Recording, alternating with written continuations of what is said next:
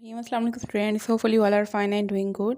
तो आज हम ऑक्सफोर्ड सेकेंडरी साइंस बुक 1 के चैप्टर नंबर 3 की जो चैप्टर है आपका photosynthesis and respiration in plants, इसके हम एक्सरसाइज क्वेश्चन आंसर्स करेंगे जो कि आपके बुक के पेज नंबर 29 पे मेंशन है। So starting from the question number 1, what is the main difference between animals and plants in the way they obtain their food. Difference यहाँ पे आपसे पूछा गया है कि एनिमल और प्लांट्स में कौन सा मेन डिफरेंस है। अब ये डिफरेंस आपने किस फॉर्म में बताना है कि वो किस तरह से अपना फूड ऑब्टेन करते हैं, उस वे में आपने ये डिफरेंस एक्सप्लेन करना है। देन फर्स्ट आप एनिमल, अगर आप चाहें तो डिफरेंस के लिए टेबल पर बना सकते हैं, लेकिन क्योंकि एक ही पॉइंट आपने एक्सप्लेन करना है तो आप सिंपली इस तरह से भी अटेम्प्ट कर सकते हैं। पहले हम एनिमल के मेंशन कर देते हैं। They get their food by eating other living things. Animals अपना फूड कैसे लेते हैं? By eating other living organisms. बाकी लिविंग ऑर्गेनिज्म या लिविंग थिंग्स को ये ईट करके लेते हैं, मीन्स के खुद प्रिपेयर नहीं कर सकते। नेक्स्ट है plants. Plants, green plants, basically green plants क्या करते हैं? They make their own food using the process called photosynthesis. Green plants में प्रोसेस होता है फोटोसिंथेसिस का, उसके थ्रू ये अपना फूड बनाते हैं, जबकि एनिमल्स में ये प्रोसेस नहीं होता। तो ये मेजर डिफरेंस है प्लांट्स और एनिमल्स का। पॉइंट क्वेश्चन नंबर 2 है, what substances must a plant take in order to photosynthesize. कौन से सब्सटेंसेस प्लांट्स को लेने चाहिए फोटोसिंथेसिस करने के लिए। एंड सेकंड पार्ट क्वेश्चन का है कि where do the substances come from, और ये सब्सटेंसेस आते कहाँ से हैं। Plants need following substances for photosynthesis. अब इसी एक ही यहाँ पे एक साथ ही दोनों मैं चीज़ें एक्सप्लेन कर दूँगी। कौन कौन से सब्सटेंसेस हैं वो यहाँ पे हाईलाइट किए हुए हैं। ये सब सब्सटेंसेस प्लांट्स को चाहिए और कहाँ से चाहिए होते हैं ये आगे ही मैंने मेंशन किए हुए हैं। फर्स्ट जो चीज़ जो प्लांट को चाहिए फोटोसिंथेसिस के लिए, that is carbon dioxide, and it is obtain from air, जो कि प्लांट एयर से लेता है। Next is water. Water is obtain from soil. Soil, मिट्टी से पानी लेता है प्लांट अपने रूट्स के through. Next is light energy. Light energy plant जो है वो सनलाइट से लेता है, सूरज की रोशनी से लाइट एनर्जी लेता है। And last is chlorophyll. Chlorophyll pigment होता है ग्रीन कलर का, जो कि ग्रीन प्लांट्स में प्रेजेंट होते हैं। So chlorophyll is present in the green plants. Fourth चीज़ जो कि प्लांट को फोटोसिंथेसिस के लिए चाहिए सब्सटेंस, वो क्लोरोफिल है, जो कि प्लांट में ग्रीन प्लांट्स में मौजूद होता है। नेक्स्ट क्वेश्चन है, what is the name of the chemical process that provides a plant with the energy to carry out all its living activities. वो कौन सा प्रोसेस है उसका आपने नाम बताना है, जो कि प्लांट्स को हेल्प करता है अपनी एनर्जी लेने के लिए। To carry out all its living activities, तमाम उनको एक्टिविटीज़ करने के लिए, ज़िंदा रहने के लिए जो एक्टिविटीज़ परफॉर्म करते हैं उसके लिए जो एनर्जी चाहिए होती है वो कहाँ, किस प्रोसेस के थ्रू होती है। And when does this process अकर, और ये प्रोसेस कब होता है। सो प्लांट्स और एनिमल्स दोनों में ही जो प्रोसेस जो एनर्जी प्रोवाइड करता है वो रिस्पायरेशन है। ठीक है, हमारी बॉडी में भी रिस्पायरेशन का प्रोसेस होता है जिसके थ्रू हमारी बॉडी एनर्जी जनरेट करती है। इसी तरह से प्लांट्स में जो प्रोसेस जो कि उसको एनर्जी प्रोवाइड करता है वो प्रोसेस का नाम है रिस्पायरेशन। और आपने इसमें ये भी बताना है कि ये किस टाइम पे होता है। पहले हम देख लेते हैं रिस्पायरेशन है क्या। Respiration is the process that provides energy to the plants to carry out all its living activities. ये फर्स्ट पार्ट का आंसर हो गया। सेकंड पार्ट का आंसर क्या है कि this process occurs all the time during day and night, क्योंकि plants को ऑल द टाइम एनर्जी चाहिए होती है। सो ये प्रोसेस सुबह और शाम हर टाइम हो रहा होता है। जबकि फोटोसिंथेसिस का जो प्रोसेस है उसके लिए लाइट एनर्जी का होना बहुत ज़रूरी है, जो कि सूरज की रोशनी की मौजूदगी में ही होता है।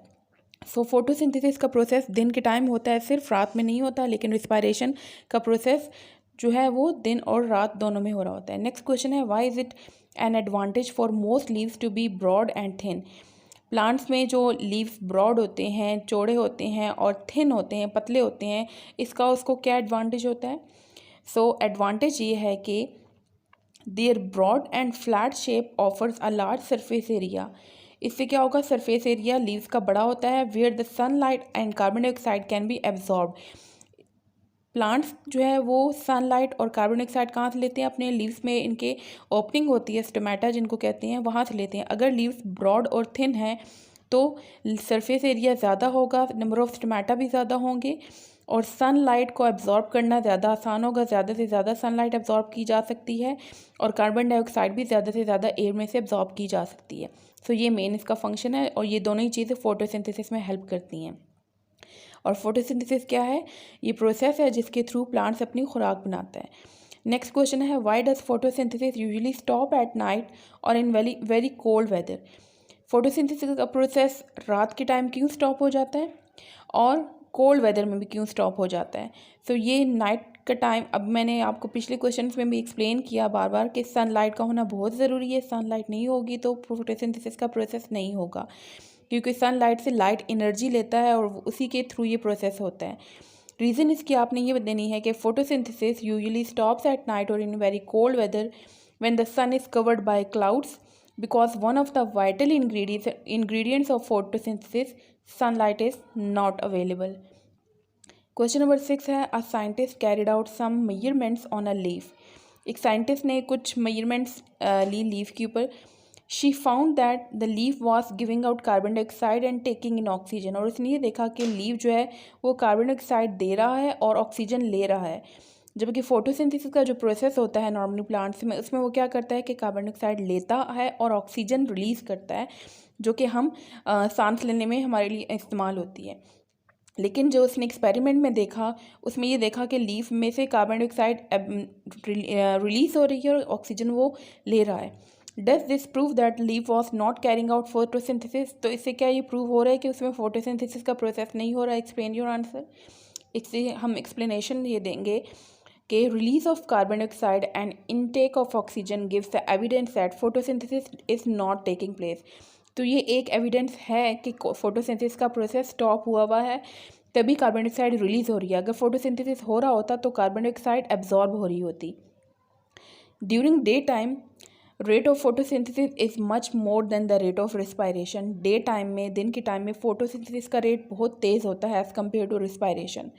अच्छा, ये दो टर्म्स आपको अच्छे से पहले पता होनी चाहिए हैं क्या। फोटोसिंथेसिस की जो टर्म है इट मीन्स वो प्रोसेस जिसके थ्रू प्लांट्स फूड बनाते हैं, ठीक है, और इसके लिए कार्बन डाइऑक्साइड चाहिए होती है, ठीक है। और रिस्पायरेशन वो प्रोसेस है जिसके थ्रू प्लांट्स एनर्जी जनरेट करता है और इसमें कार्बन डाइऑक्साइड रिलीज होती है। So carbon dioxide produce during respiration is used up for the photosynthesis.